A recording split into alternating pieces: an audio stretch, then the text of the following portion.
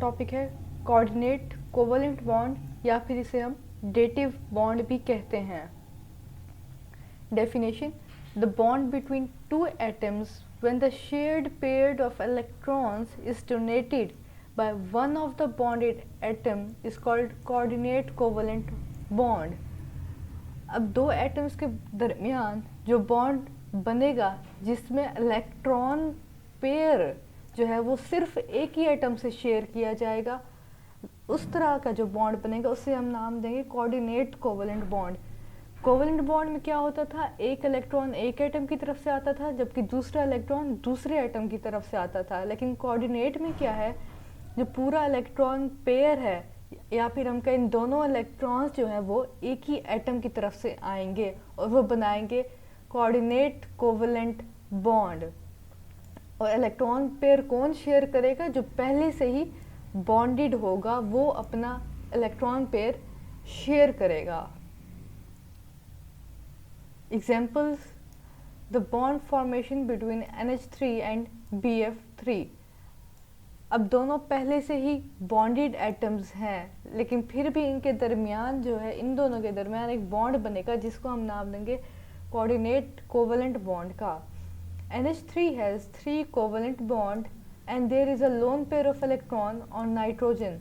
अब ये NH3 है, NH3 ने हाइड्रोजन के साथ अपने 3 कोवलेंट बॉन्ड बनाए हुए हैं और इसके साथ उसके पास एक लोन पेयर है, मतलब अनशेयर्ड पेयर ऑफ इलेक्ट्रॉन्स है, उसकी वजह से ये बनाएगा कोऑर्डिनेट कोवलेंट बॉन्ड।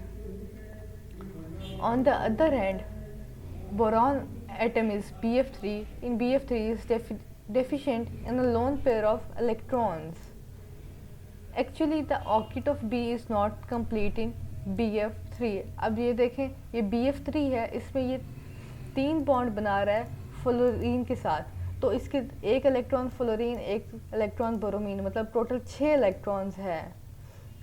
लेकिन फिर भी इसका जो ऑक्टेट है वो इनकम्प्लीट है क्योंकि 8 इलेक्ट्रॉन्स चाहिए इसके लिए। तो 8 इलेक्ट्रॉन्स पूरे करने के लिए तो वो 2 इलेक्ट्रॉन्स नाइट्रोजन से लेगा।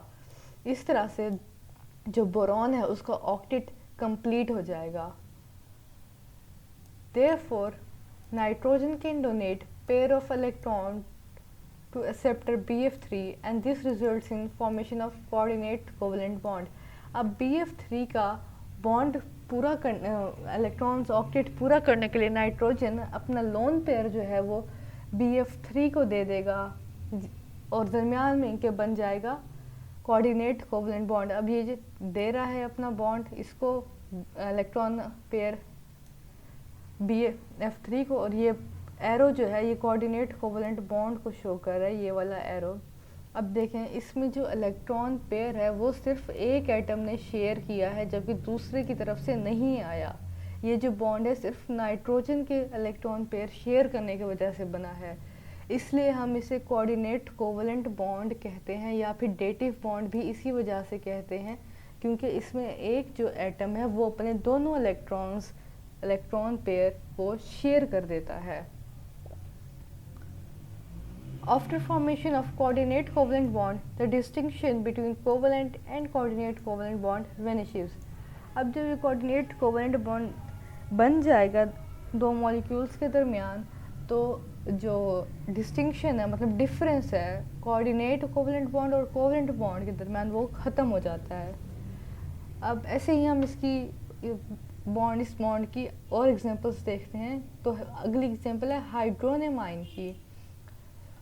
When water accepts a proton, then a hydronium ion is formed। अब क्या है, वाटर एक्सेप्ट किसको कर रहा है, प्रोटॉन को, और एक्सेप्ट कैसे कर रहा है, ऑक्सीजन जो है अपना लोन पेयर जो है, इलेक्ट्रॉन पेयर जो है वो हाइड्रोजन के साथ शेयर कर रहा है और क्या बन रहा है, कोऑर्डिनेट कोवलेंट बॉन्ड, और रिजल्टेंट क्या बना, hydronium ion.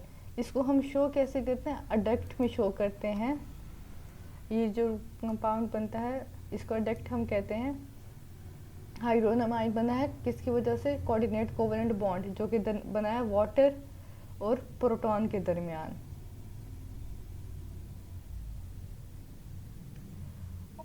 All the 3 bonds between oxygen and hydrogen have equal status। अब ये जो 3 बॉन्ड बने हैं ये इक्वल स्टेटस के होंगे, जैसे हमने पढ़ा था डिस्टिंक्शन ख़त्म हो जाता है, इक्वल स्टेटस के होंगे। हर बॉन्ड 33% कोऑर्डिनेट कोवलेंट होगा और 66% कोवलेंट। अब ये भी 33% कोऑर्डिनेट कोवलेंट और 66% कोवलेंट है, ये भी, ये वाला बॉन्ड भी और ये वाला बॉन्ड भी, ये इक्वल स्टेटस पे हैं। फिर एग्जांपल आती है ऑक्सोनियम आयन की। All the alcohols and the ethers offer their lone pair to H positive just like water to form coordinate covalent bond. The ions so produced are called oxonium ion. अब जैसे water ने अपने lone pair proton को देकर coordinate covalent bond बनाया, ऐसे ही alcohol और जो ईथर हैं वो अपने लोन पेयर ऑक्सीजन का देकर हाइड्रोजन के साथ कोऑर्डिनेट कोवलेंट बॉन्ड बनाते हैं।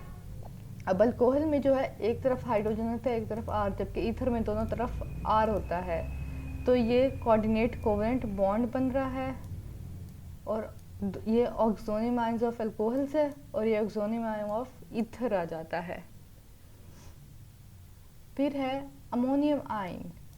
Ammonia donates its electron pair to H positive ion to give ammonium ion NH4 positive. All the 4 bonds behave alike in NH4 positive.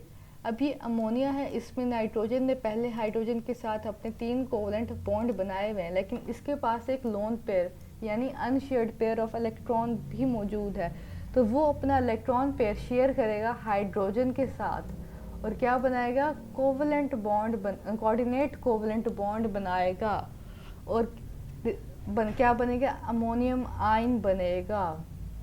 ये अमोनियम आयन है, ये इसको हम ऐसे भी शो कर सकते हैं या ऐसे भी शो कर सकते हैं, क्योंकि डिस्टिंक्शन तो बाद में ख़त्म हो जाता है कोवलेंट और कोऑर्डिनेट कोवलेंट के दरमियान। All the primary, secondary and tertiary amines like ammonia make such bonds with H positive ions. अब जो सारे प्राइमरी, सेकेंडरी, टर्शियरी अमाइंस हैं वो ऐसा ही बॉन्ड बनाते हैं H पॉजिटिव के साथ। फिर आते हैं फॉस्फोनियम आयन पे।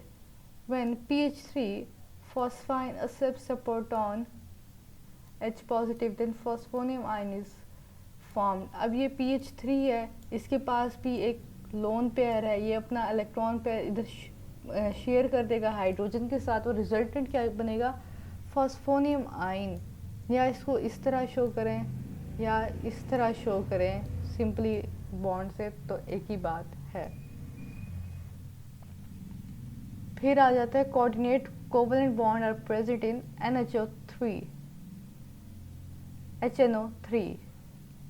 अब HNO3 में क्या होता है, नाइट्रोजन अपने 3 इलेक्ट्रॉन्स के साथ इधर से ऑक्सीजन के साथ 3 कोवलेंट बॉन्ड बनाता है, लेकिन जो एक लोन पेयर होता है उसके साथ ये ऑक्सीजन के साथ शेयर करके कोऑर्डिनेट कोवलेंट भी बनाता है और ये ओवरऑल बन जाता है HNO3।